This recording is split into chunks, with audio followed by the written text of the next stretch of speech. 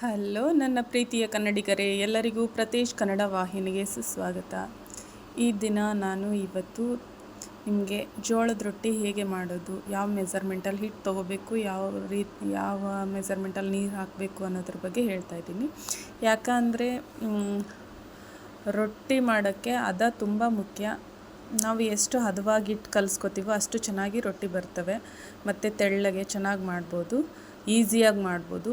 ಆರಾಮಾಗಿ ಒಂದು ಅರ್ಧ ಗಂಟೆಯಲ್ಲಿ ಒಂದು 10ರಿಂದ 15 ರೊಟ್ಟಿ ಮಾಡಿಕೊಂಡು ತಿನ್ಬೋದು. ಹಾಗಾಗಿ ಯಾರಿಗೆ ರೊಟ್ಟಿ ಮಾಡೋದಕ್ಕೆ ಬರಲ್ಲ ಅವರು ಈ ರೀತಿಯಾಗಿ ಆರಾಮಾಗಿ ಈಸಿಯಾಗಿ ರೊಟ್ಟಿ ಮಾಡ್ಬೋದು. ಹಾಗಾಗಿ ಈ ದಿನ ನಾನು ಇವತ್ತು ಈ ವಿಡಿಯೋದಲ್ಲಿ ನಿಮಗೆ ರೊಟ್ಟಿ ಯಾವ ರೀತಿ ಮಾಡೋದಂತ ಹೇಳ್ತಾ ಇದ್ದೀನಿ. ಇಲ್ಲಿ ನಾನು ಒಂದು 2 ಕಪ್ಪು ಹಿಟ್ಟು ತೊಗೊಂಡಿದ್ದೀನಿ. 2 ಕಪ್ ಹಿಟ್ಟಿಗೆ 2 ಕಪ್ ನೀರನ್ನು ಕುದಿಸ್ಕೊಂಡಿದ್ದೀನಿ. ಚೆನ್ನಾಗಿ ಕುದೀತಾ ಇತ್ತು ನೀರು.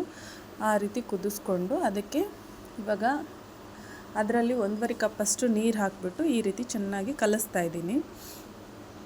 ಒಂದೇ ಸರಿ ಎಲ್ಲ ಕಲಿಸ್ಕೋಬಾರ್ದು. ಇವಾಗ ಇಷ್ಟು ಬಿಸಿನೀರು ಹಾಕಿಬಿಟ್ಟು ಇಷ್ಟು ಉಂಡೆ ಉಂಡೆ ಆಗಿ ಮಾಡ್ಕೊಂಬಿಟ್ಟು ಇಷ್ಟು ಮಾಡಿ ಇಟ್ಕೊಂಡ್ಬಿಟ್ರೆ ಈಸಿ ಅನಿಸುತ್ತೆ. ನೋಡಿ ಈ ರೀತಿ ಹಾಕ್ತಾಯಿದೆ. ಬಿಸಿನೀರು ಹಾಕಿರೋದ್ರಿಂದ ಚೆನ್ನಾಗಿ ಜಿಗಿ ಚೆನ್ನಾಗಿ ಬರುತ್ತೆ. ಜಿಗಿ ಚೆನ್ನಾಗಿ ಬಂದರೆ ತೆಳ್ಳಗೆ ಈಸಿಯಾಗಿ ರೊಟ್ಟಿ ಮಾಡ್ಬೋದು. ಹಾಗಾಗಿ ನಾನಿಲ್ಲಿ ಚೆನ್ನಾಗಿ ಕುದೀತಾ ಇದ್ದ ನೀರನ್ನು ಹಿಟ್ಟಿಗೆ ಹಾಕಿಬಿಟ್ಟು ಕಲಸಿದ್ದೀನಿ. ಅದರಲ್ಲಿ ಸ್ವಲ್ಪ ತೊಗೊಂಡಿದ್ದೀನಿ ನಾನು, ಅಂದರೆ ಒಂದು 1/4 ಭಾಗದಷ್ಟು ಹಿಟ್ಟು ತೊಗೊಂಡು ಈ ರೀತಿ ಚೆನ್ನಾಗಿ ನಾದ್ಕೋಬೇಕಾಗುತ್ತೆ.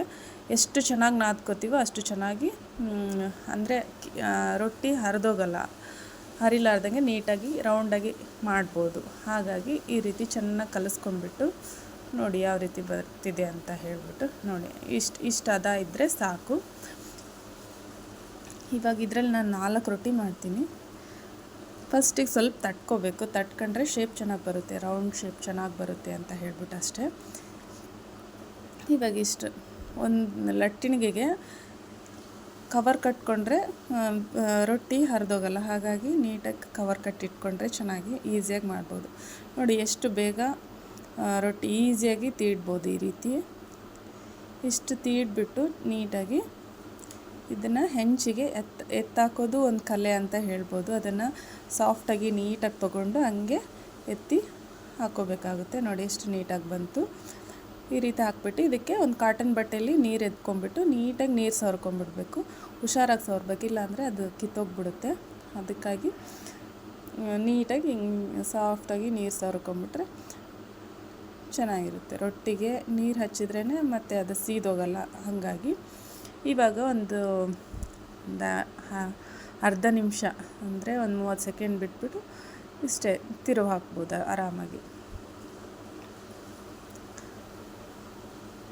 ನೋಡಿ ಯಾವ ರೀತಿ ಆಗಿದೆ, ಎಷ್ಟು ಚೆನ್ನಾಗಿ ರೌಂಡಾಗಿ ಹೆಂಗೆ ಬಂದಿದೆ ಅಂತೇಳ್ಬಿಟ್ಟು. ತೆಳ್ಳಗಿದೆ ಮತ್ತು ರೊಟ್ಟಿ ನೋಡಿ ಈ ಥರ.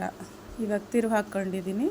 ಇಷ್ಟು ಬೇಯಿಸಿ ಸ್ವಲ್ಪ ಚೆನ್ನಾಗಿ ಒತ್ತಿ ಬೇಯಿಸ್ಕೊಂಡ್ರೆ ಚೆನ್ನಾಗಿರುತ್ತೆ ರೊಟ್ಟಿ ಅಂತ ಹೇಳ್ಬಿಟ್ಟು ಅಷ್ಟೇ. ನೋಡಿ ಎಷ್ಟು ಚೆನ್ನಾಗಿ ಬರ್ತಿದೆ ಅಂತ ಹೇಳಿಬಿಟ್ಟು ನೋಡಿ ಹಿಂಗೆ 2 ಕಡೆ ನೋಡ್ಕೋಬೇಕು ಎಲ್ಲೆಲ್ಲಿ ಬೆಂದಿಲ್ಲ ಅಂತ ಹೇಳ್ಬಿಟ್ಟು ತಿರುವು ಹಾಕ್ಕೊಂಡು ಚೆನ್ನಾಗಿ ಒತ್ಕೊಂಡ್ಬಿಟ್ರೆ ನೀಟಾಗಿ ಬೆಂದ್ಕೊಳ್ಳುತ್ತೆ. ಈಸಿಯಾಗಿ ಮಾಡ್ಬೋದು ಆರಾಮಾಗಿ. ಒಂದು 10ರಿಂದ 15 ರೊಟ್ಟಿನ ಅರ್ಧ ಗಂಟೆಯಲ್ಲೇ ಮಾಡ್ಬೋದು ಆರಾಮಾಗಿ. ನೋಡಿ ಎಷ್ಟು ಚೆನ್ನಾಗಿ ಬರ್ತಿದೆ ಅಂತ ಹೇಳಿ. ಇಷ್ಟು ರೊಟ್ಟಿ ಮಾಡಿದ್ದೆ ನಾನು 2 ಕಪ್ ಹಿಟ್ಟಲ್ಲಿ ಎಷ್ಟು ಒಂದು 12 ರೊಟ್ಟಿ ಏನೋ ಮಾಡಿದ್ದೆ, 12ರಿಂದ 15 ರೊಟ್ಟಿವರೆಗೂ ಮಾಡಿದ್ದೆ. ಇವಾಗ ಇದನ್ನು ಒಂದು ಪ್ಲೇಟಲ್ಲಿ ಹಾಕ್ಕೊಂಬಿಟ್ಟು ಇದು ಚಟ್ನಿ ಪುಡಿ ಹಾಗೆ ಬೇಳೆ ಸಾರು ಎರಡರ ಜೊತೆಗೆ, ನಾವು ಹಳ್ಳಿ ಕಡೆ ಆಗಿರೋದ್ರಿಂದ ಬೇಳೆ ಸಾರು ಮಾಡಿದ್ರೇ ಚೆನ್ನಾಗಿ ಹೊಟ್ಟೆ ತುಂಬ ಊಟ ಮಾಡ್ತಾರೆ. ಹಾಗಾಗಿ ಇದು ಚಟ್ನಿ ಪುಡಿ. ನಾನು ಇದನ್ನು ಒಂದು 15 ದಿನಕ್ಕೊಂದು ಸರಿ ಮಾಡಿಡ್ತಾ ಇರ್ತೀನಿ ಮನೇಲಿ. ಚಟ್ನಿ ಪುಡಿ ಇದ್ಬಿಟ್ರೆ ಚೆನ್ನಾಗಿ ಊಟ ಮಾಡ್ತಾರೆ. ಹೊಲಕ್ಕೆ ಹೋಗಿ ಬರ್ತಾರಲ್ವ, ಹೊಟ್ಟೆ ಚೆನ್ನಾಗಿ ಹಸ್ಕೊಂಡಿರ್ತಾರೆ, ಚೆನ್ನಾಗಿ ಊಟ ಮಾಡ್ತಾರೆ. Thank you so much.